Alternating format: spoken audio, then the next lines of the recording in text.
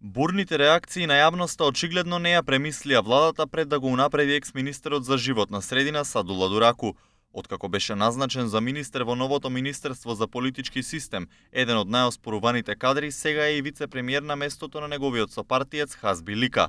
Владата убедува дека неговото искуство ќе има голем придонес. Се надеваме дека господинот Дураку со неговото искуство ќе придонесе на унапредувањето на правата на етничките заедници, политичкиот систем во државата и други проекти кои се базираат врз програмата за работа на владата на Република Северна Македонија.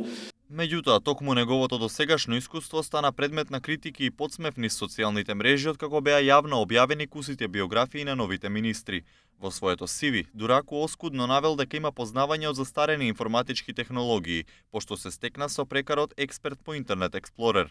До реконструкцијата на владата, тој беше министер за животна средина, а во оставката се пофали дека проектите кои ги спровел ќе остават траен позитивен белег во зачувувањето на животната средина.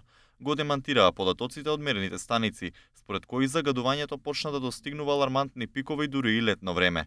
Дураку можеби најзапаметен ќе остане по неговиот одговор кон граѓаните кои сакаа да го тужат поради аерозагадувањето. Сега јас не се бавам со граѓаните. Граѓаните може да се тужат, тоа.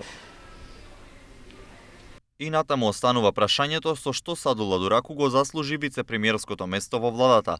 Одговорот најверојатно лежи во коалициските калкулации. Вице-премиерот и висок функционер на ДУИ Бујар Османи неодамна изјави дека Дураку е институционалната и политичка меморија на ДУИ, а неговата улога е исполнета со трансформирање на секретаријатот за рамковен договор во Министерство за политички прашања.